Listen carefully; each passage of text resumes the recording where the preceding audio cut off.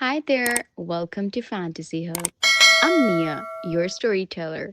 Today's story is filled with heartache, discovery, and a twist you won't see coming. So let's begin. If you will, a woman of 52 winters, her fingers dancing across a keyboard as snowflakes pirouette beyond her office window. Maggie Chen had built her life in careful lines of code, each program a small universe of logic and precision.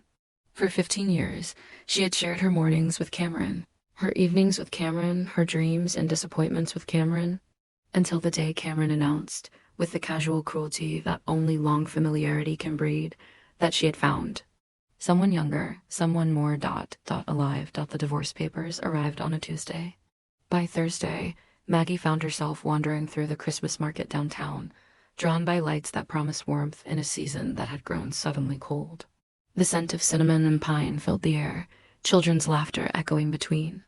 The wooden stalls like church bells calling the faithful home. It was there, beside a vendor selling handcrafted ornaments, that Destiny wore the face of a 22-year-old intern named Sydney Park. "Excuse me," came a voice, soft as winter morning mist. "Aren't you Maggie Chun from Morrison Tech?" Maggie turned, and time seemed to pause like a held breath. The young woman before her had eyes that sparkled with intelligence and a smile that could melt the frost from February window panes. Her dark hair caught the market lights like captured starlight, and when she spoke, her words carried the gentle cadence of someone who chose them carefully. "I'm Sydney Park. I just started the internship program in your department. I've read all your papers on quantum computing applications. Your work on the Richardson algorithm was, well, it was poetry written in Python." In that moment, something stirred in Maggie's chest that she had thought long dormant. Not desire, not yet, but recognition. As if her soul had been waiting all these years to meet its reflection in another's eyes. Asterisk. The days that followed unfolded like pages in a book. Maggie had never thought to write. Sydney proved to be more than just another intern seeking coffee and making copies. She possessed a mind that grasped complex concepts with the ease of a child catching soap bubbles, and an enthusiasm that reminded Maggie why she had fallen in love with programming in the first place. Their first official meeting took place in Conference Room B, fluorescent lights humming overhead like electronic hymns. Sydney arrived with a notebook filled with questions that demonstrated she had not only read Maggie's published work, but had understood its deeper implications. "The elegant thing about your Richardson implementation," Sydney said, her pen tapping against her notebook as she spoke, "is that it doesn't just solve the immediate problem. It anticipates problems that don't exist yet." Maggie felt something warm unfurl in her chest. When was the last time someone had spoken to her about her work with such genuine appreciation? Cameron had long ago stopped listening when Maggie talked about algorithms and database architectures, her eyes glazing over with polite disinterest. "That's exactly right," Maggie replied, leaning forward slightly. "Most programmers code for today's problems. But technology moves like a river, always flowing toward tomorrow." Their eyes met across the conference table, and in that instant, Maggie saw something that made her pulse quicken. Sydney wasn't just listening to her words. She was hearing the passion behind them, the decades of dedication and discovery that had shaped Maggie's career. The mentorship that began that day grew into something neither woman had quite expected. Their scheduled weekly meetings extended into long conversations over coffee, discussing everything from machine learning ethics to the philosophy of artificial intelligence. Sydney would stay late, working alongside Maggie on projects that went far beyond her internship requirements. "Why do you do it?" Sydney asked one evening as they debugged a particularly stubborn piece of code. The office had grown quiet around them, their colleagues having long since departed for homes and families. "The programming, I mean. What keeps you coming back to it?" Maggie paused, her fingers hovering over her keyboard. In the blue glow of her monitor, she looked almost ethereal, like a digital age priestess communing with electronic spirits. "When I write code," she said finally, "I'm creating something from nothing. Every function, every variable, every loop is like breathing life into raw possibility. It's the closest thing to magic I've ever found." Sydney nodded, understanding flooding her features. "Yes, exactly yes. That's why I wanted to work with you. Your code doesn't just work, it sings." Asterisk spring arrived early that year, painting the city in shades of hope and renewal. Maggie found herself looking forward to work in ways she hadn't For years, not because of the projects or the deadlines, but because of the quiet joy she found in Sydney's company. Their professional relationship had deepened into friendship, and friendship had begun to dance. Dangerously close to something more. The moment of truth came on a Thursday evening in March. They were working late again, this time on a presentation Sydney was giving to the senior staff the following week. The conference room was dimly lit, their laptops casting twin pools of light in the gathering darkness. "I'm nervous," Sydney admitted, running her hands through her hair. "What if they don't take me seriously? What if I stumble over the technical explanations?" "You won't," Maggie said with quiet certainty. "You have more natural talent than programmers twice your age. Trust yourself." Sydney looked up from her laptop, and something in her expression made Maggie's breath catch. "I trust you," she said softly. "These past few months, working with you has been the best part of my day. Every day." The words hung in the air between them like a bridge neither was quite ready to cross. Maggie felt her heart beating so loudly she was certain Sydney must hear it. "Sydney," she began, then stopped. How could she explain the complexity of what she was feeling? The way Sydney's laugh made her feel 22 again. The way she found herself staying up at night, replaying their conversations like favorite songs. "I know there's an age gap," Sydney continued, her voice barely above a whisper. "I know it's complicated with work and everything, but I can't pretend I don't feel something here, can you?" Maggie's professional training, her years of careful boundary setting, her fear of scandal and workplace gossip, all warred with the simple, overwhelming truth of what she felt for this remarkable young woman. When Sydney reached across the table and gently touched her hand, all those defenses crumbled like sandcastles before the tide. "No," Maggie whispered. "I can't pretend anymore either." The first kiss happened slowly, tentatively, like a question being asked and answered simultaneously. Sydney's lips were soft and warm, tasting of the peppermint tea she'd been drinking. When they finally pulled apart, both women were trembling. "This changes everything," Maggie said. "I know," Sydney replied, "but some changes are worth the risk." Asterisk what? Followed were the most challenging and exhilarating months of Maggie's life. Maintaining a professional facade while navigating the depths of newfound love required a delicate balance that left both women exhausted and energized in equal measure. They developed a secret language of glances and casual touches, stolen moments. In empty conference rooms and text messages written in code only they could decipher, their first real date took place on a Saturday morning at a small cafe across town, far from the possibility of running into colleagues.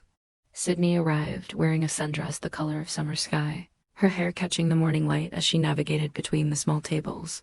"I've been thinking about this all week," she confessed as they settled into a corner booth, her fingers intertwining with Maggie's across the scarred wooden table. "Just this week?" Maggie teased and was rewarded with Sydney's laugh, bright and musical as wind chimes in a gentle breeze. They talked for hours that day about everything and nothing. Sydney spoke of her dreams to revolutionize medical software, to create programs that could save lives and ease suffering. Maggie shared stories of her early days in tech, when she was one of only a handful of women in computer science, fighting for recognition and respect in a field that wasn't quite ready for her brilliance. "Sometimes I wonder what would have happened if we'd met when I was your age," Maggie mused as they walked through the nearby park, their hands linked like teenagers.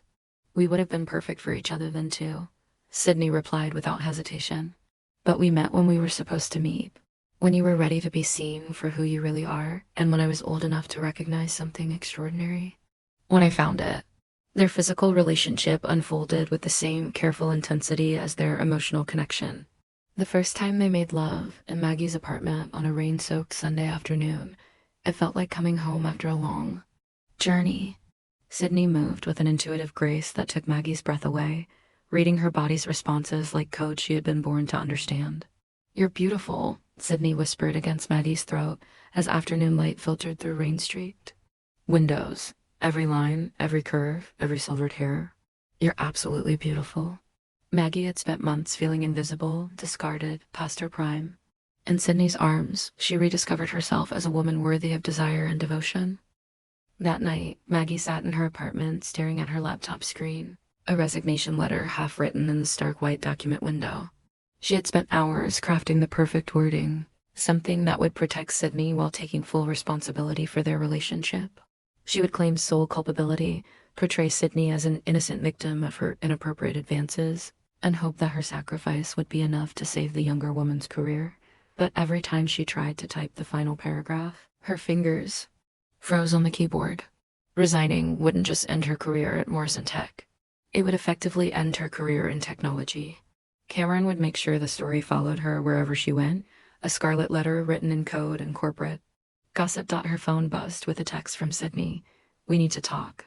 Don't make any decisions without me." 20 minutes later, Sydney stood in Maggie's living room, her hair windblown from the late-night drive, her eyes blazing with determination. "You're planning to resign," Sydney said without preamble. "You're going to throw yourself on your sword to protect me, and you think that's noble and romantic and self-sacrificing. But it's not. It's cowardly." Maggie recoiled as if she'd been slapped. "Cowardly? I'm trying to save your career. By destroying yours, by letting Cameron win." Sydney began pacing the small room like a caged tiger. "She's been systematically terrorizing us for months, using her position to punish you for moving on, and you want to reward her by giving her exactly what she wants? What choice do we have?" Maggie asked, exhaustion seeping into her voice. "She has proof of our relationship. In the eyes of the company, I'm guilty of everything she's accusing me of."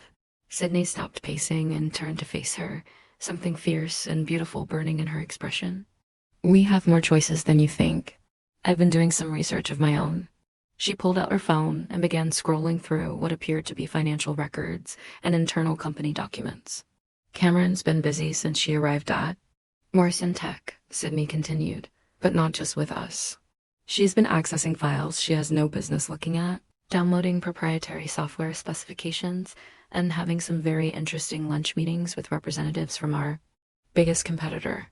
Maggie felt her pulse quicken. Corporate espionage? At the very least, conflict of interest. At worst, theft of intellectual property. Sydney's smile was sharp and dangerous. "I may be young, but I'm not naive. I know how to follow a digital trail." The evidence Sydney had gathered was damning. Bank records showing large deposits to Cameron's personal account from Technovation Industries, Morrison Tech's primary rival. Email metadata indicating file transfers to external servers. Meeting schedules that corresponded with known Technovation executive travel dates. "How did you get all this?" Maggie asked, scrolling through the documentation. "I'm good at what I do," Sydney replied simply. "And I have friends in IT who owe me favors. The question is, what do we do with it?" Asterisk, the meeting took place in the same conference room where Maggie and Sydney had first connected over quantum computing theory and shared passion for elegant code. But this time, the atmosphere was charged with tension and the weight of mutual destruction. Cameron arrived precisely on time, her expression confident and slightly smug. She had prepared for this meeting like a general planning a final assault, certain of victory and savoring the anticipation of her opponent's surrender. "I trust you've had time to consider my proposal," she said, settling into her chair with practiced ease. "A quiet resignation, a recommendation for Sydney's transfer to another department, and we can all move on with minimal embarrassment." Maggie placed a manila folder on the conference table between them. "I have a counter-proposal." Cameron's eyes narrowed slightly, but her smile remained fixed. "I hardly think you're in a position to negotiate, Maggie. That depends on how you define negotiation." Maggie opened the folder and began spreading documents across the table like a card dealer revealing a royal flush. "These are copies of bank records showing significant payments from Technovation Industries to your personal account. These are server logs indicating unauthorized access to proprietary Morrison Tech files. And these are meeting schedules that place you in the same location as Technovation executives on 12 separate occasions over the past 6 months." The color slowly drained from Cameron's face as she realized what she was looking at. Her confident smile wavered, then collapsed entirely. "Where did you get these?" she whispered. "Does it matter?" Sydney's voice was calm and professional, but there was steel underneath. "What matters is that we have them, and they tell a very interesting story about corporate espionage and theft of intellectual property." Cameron's gaze darted between the two women, calculating odds and assessing damage. "It can't prove anything. These documents could be fabricated, taken out of context." "Could they?" Maggie asked mildly. "I suppose that would be for the FBI to determine. Corporate espionage is a federal crime, Cameron. The penalties include significant prison time and millions of dollars in fines." The silence stretched between them like a taut wire ready to snap. Cameron's professional composure cracked, revealing the desperation underneath. "What do you want?" she asked finally. "Your resignation," Sydney said without hesitation. "Effective immediately. And a promise that you'll disappear from our professional lives permanently. And in exchange?" "We forget we ever saw these documents," Maggie replied. "Though I should mention that copies have been placed in a safe deposit box, along with instructions for their release should anything unfortunate happen to either of us." Cameron stared at the evidence spread across the table, her career and freedom hanging in the balance. When she finally looked up, there was something broken in her expression, all the fight gone out of her like air from a punctured balloon. "You always were smarter than I gave you credit for," she said quietly, "both of you." She stood slowly, gathering the remnants of her dignity around her like a tattered cloak. At the conference room door, she turned back one last time. "I loved you once, Maggie. Really loved you. But you were never really there, were you? Always lost in your code, your algorithms, your digital dreams. I was competing with computers for your attention." "I know," Maggie replied softly, "and I'm sorry for that. But what you were doing here, this isn't love, Cameron. This is revenge." Cameron nodded, something like recognition flickering in her eyes. "Maybe you're right. Maybe I became someone I don't recognize, someone I don't particularly like." She left without another word, and Maggie never saw her again. Asterisk 6 months later, Maggie Chen stood in the conference room of Chen Park Consulting, looking out at the city skyline through floor-to-ceiling windows. The startup she and Sydney had founded was thriving beyond their wildest expectations. Their innovative approach to medical software development, earning recognition from both the tech industry and healthcare professionals. Sydney entered the room, carrying 2 cups of coffee and wearing the kind of smile that still made Maggie's heart skip beats. "The Mercy Hospital contract came through," Sydney announced, settling into the chair beside her business partner and life partner. "They want us to implement the full diagnostic system across all their facilities." "That's wonderful," Maggie replied, accepting her coffee and stealing a quick kiss. "You know what this means? That we're about to become very busy and very successful, that we're exactly where we're supposed to be." Sydney leaned back in her chair, studying Maggie with the same intensity she brought to debugging complex code. "Do you ever regret how it happened? The way we had to leave Morrison Tech, the drama with Cameron?"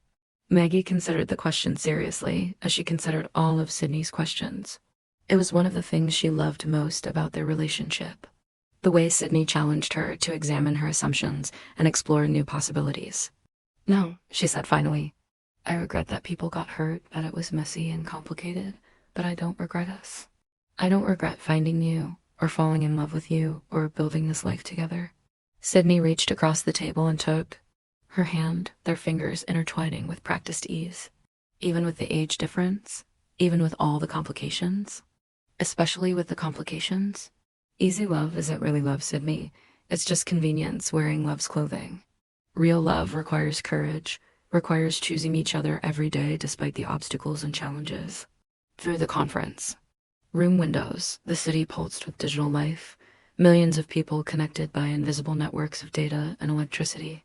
Somewhere in that vast electronic web were the programs Maggie and Sydney had written together, algorithms that would help doctors save lives and ease suffering. Code that would outlive both of them and touch countless lives in ways they would never know it was. Maggie reflected, the closest thing to immortality she had ever found. Not the immortality of fame or fortune, but the quiet permanence of work. That mattered, love that endured, and choices made with integrity and courage. As evening painted the sky in shades of amber and rose, Maggie found herself thinking about the strange journey that had brought her to this moment. At 52, she had discovered that life's greatest adventures often came disguised as disasters, that the end of one story could be the beginning of another, more beautiful narrative. "What are you thinking about?" Sydney asked, following her gaze to the sunset visible beyond their windows. "Time," Maggie replied, "how it moves in circles rather than straight lines. How we think we know where we're going, but life has other plans." Sydney's laugh was soft and knowing. "Are you getting philosophical on me, Miss Chen?" "Maybe a little. I was just thinking about that night at the Christmas market when we first met. If someone had told me, then that meeting you would change. Everything, my career, my understanding of love, my entire future, I wouldn't have believed them." Fate, Sydney said simply, or just really good timing. They sat in comfortable silence as the sun settled behind the city skyline, painting their conference room in shades of gold and shadow. Somewhere in the building below, their small team of programmers and designers were working late, building the future one line of code at a time. I have something for you, Sydney said suddenly, reaching into her briefcase and withdrawing a small wrapped package. Maggie accepted the gift with curious eyes, unwrapping it to reveal a small crystal ornament, clearly handmade, in the shape of two interlocking hearts. I bought it from the same vendor at the Christmas market where we first talked, Sydney explained. I've been carrying it around for months, waiting for the right moment to give it to you. Maggie held the ornament up to the fading light, watching. As the crystal caught and refracted the last rays of sunlight into tiny rainbows. It's beautiful, a reminder, Sydney said, of where we started and how far we've come. As darkness settled over the city, Maggie and Sydney began preparing to leave the office, gathering their laptops and locking away the day's work. But before they turned off the lights, Maggie hung the crystal ornament in the conference room window where it would catch the morning light and throw rainbows across their meeting table. To new beginnings, she whispered. And to love that's brave enough to change everything, Sydney added. They left the building hand in hand, walking into the city night with the quiet confidence of women who had faced their fears and chosen love. Over safety, integrity over convenience, truth over comfort. Behind them, in the conference room window, the crystal ornament caught. The streetlights in glowed like a small beacon of hope in the darkness. And so ends the tale of Maggie and Sydney. Two souls who found each other across the years and against the odds. Their story reminds us that love recognizes no timeline but its own, that courage is not the absence of fear, but the decision to act in spite of it, and that sometimes the greatest risks yield the most profound rewards. In a world that often values youth over wisdom, appearances over authenticity, and safety over passion, they chose differently. They chose each other.